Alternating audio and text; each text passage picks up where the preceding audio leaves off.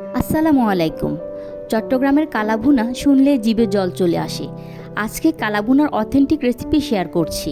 এজন্য প্রথমে মশলা তৈরি করে নিচ্ছি। আজকে 4 কেজি মাংসের কালাভুনা করার জন্য মশলা তৈরি করে নিব। মশলা তৈরি করার জন্য নিয়ে নিচ্ছি দারচিনি 1 টেবিল চামচ, ছোট টুকরো করা এলাচ 1 টেবিল চামচ, কালো এলাচ 2টি, গোলমরিচ 1 চা চামচ, সাদা গোলমরিচ 1 চা চামচ, লবঙ্গ 10টি, জয়ফল হাফটা, জয়ত্রী 3টি পাতা, জিরা 1 টেবিল চামচ, ধনিয়া 1 টেবিল চামচ, রাঁধুনি 1 টেবিল চামচ, রাঁধুনি মশলা, মৌরি 1 টেবিল চামচ, আর তেজপাতা নিব 3টি, শুকনো মরিচ 4টি। তবে এখানে কিছু কিছু বাবুর্চি কাবাব চিনি আর তারা মশলা ব্যবহার করেন, কিছু কিছু বাবুর্চি তারা মশলা আর কাবাব চিনি ব্যবহার করেন না। আজকে আমার হাতের কাছে ছিল তাই আমি ব্যবহার করলাম, তবে এটি অপশনাল। এবার বলি রাঁধুনি মশলা নিয়ে।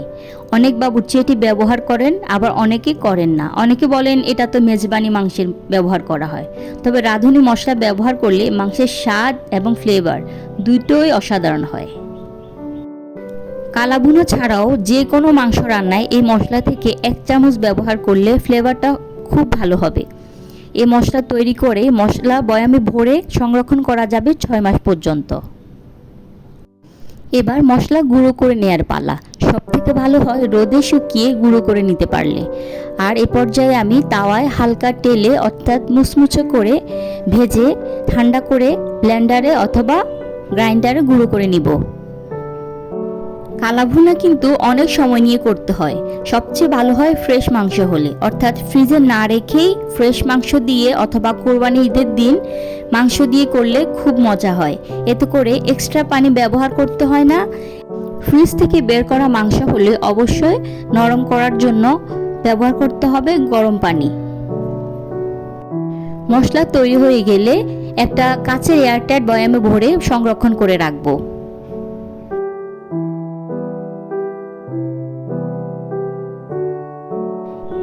এবার মাংস ম্যারিনেট করে নিচ্ছি। এজন্য আমি এখানে হাড় চর্বি সহ প্রায় 1200 গ্রাম মাংস নিয়েছি। মাংসগুলো একটু বড় করে টুকরো করে নেয়া। কালাভুনার জন্য মাংস একটু বড় করে কেটে নিলে ভালো হয়।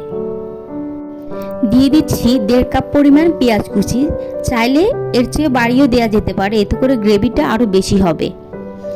এ পর্যায়ে দিয়ে দিচ্ছি 1.5 টেবিল চামচ আদা বাটা, 1 টেবিল চামচ রসুন বাটা, 1.5 টেবিল চামচ মরিচ গুঁড়ো, 1 চা চামচ হলুদের গুঁড়ো, 1 টেবিল চামচ জিরার গুঁড়া, 1 টেবিল চামচ ধনিয়া গুঁড়া, হাফ কাপ সরষের তেল।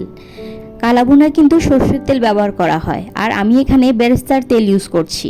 স্বাদ মতো দিয়ে দিব লবণ। হাফ কাপ পরিমাণ পেঁয়াজ বেরেস্তা দিয়ে ভালো করে মেখে নিব।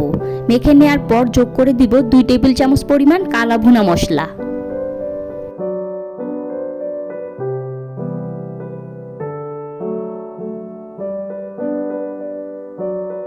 মশলা দিয়ে ভালো করে মেখে নিব। এখন শুধু কাজ হচ্ছে লো ফ্লেমে ঢেকে রান্না করা। মাঝে নেড়ে দিতে হবে যাতে নিচে লেগে না যায়। তবে মাংসের তেলের পরিমাণটা আরেকটু বাড়িয়ে বা কমিয়ে নিতে পারেন। কালাভুনায় তেলের পরিমাণটা একটু বেশি ব্যবহার করা হয়।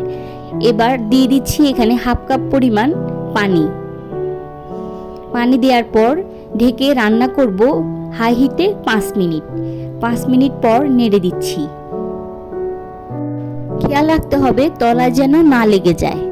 ননস্টিকের পাতিলের তুলনায় সিলভার অথবা স্টিলের পাতিলে কালাভুনার কালারটা তাড়াতাড়ি আসে। এ পর্যায়ে চুলার আঁচ কমিয়ে ঢেকে রান্না করব আরও 15 মিনিট। এবার পানি বেরিয়ে আসবে। ফ্রেশ মাংস হলে এই বেরিয়ে আসা পানি দিয়ে মাংস সেদ্ধ হয়ে যাবে, এক্সট্রা পানির প্রয়োজন হবে না। এবার চুলার আঁচ কমিয়ে ঢেকে রান্না করব, আর মাঝে মাঝে নেড়ে দিতে হবে। এতে করে নিচে লেগে যাওয়ার সম্ভাবনা কম থাকবে।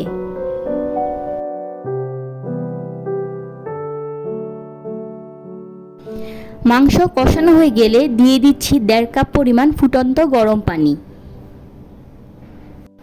লো ফ্লেমে ঢেকে রান্না করতে থাকবো।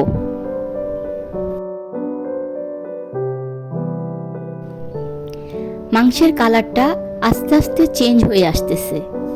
খেয়াল রাখতে হবে তলায় যেন না লেগে যায়, অনবরত নাড়তে হবে। এ পর্যায়ে প্রায় আধা ঘন্টা পরে মাংসের কালারটা একটু চেঞ্জ হয়ে আসছে।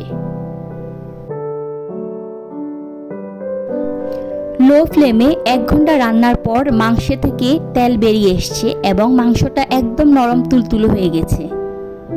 এই অবস্থায় চেক করে দিয়ে দিচ্ছি বেরেস্তা হাফ কাপ পরিমাণ, কাঁচা পেঁয়াজ কুচি টুকরো 3টি, 1 চা চামচ কালা ভুনা মশলা, কয়েকটা শুকনো মরিচ। এ পর্যায়ে চাইলে নামিয়ে নেওয়া যাবে, তবে অনেকে বাগার দিয়ে থাকেন। তবে আমার মাকে দেখেছি যখনই কালা ভুনা করেন কড়াইতে তেল গরম করে কিছু পেঁয়াজ কুচি দিয়ে হালকা ভেজে মাংস ঢেলে 5 মিনিট ভেজে নিতে, এতে কালারটা দারুণ আসে। তবে আমি আজকে আর এক্সট্রা তেল ব্যবহার করতে চাচ্ছি না। ব্যাস তৈরি হয়ে গেল চট্টগ্রামের অথেন্টিক কালা ভুনা। ভিডিওটি যদি ভালো লাগে ফ্রেন্ডস অ্যান্ড ফ্যামিলির সাথে শেয়ার করার জন্য অনুরোধ রইল। একটা লাইক দিতে ভুলবেন না প্লিজ।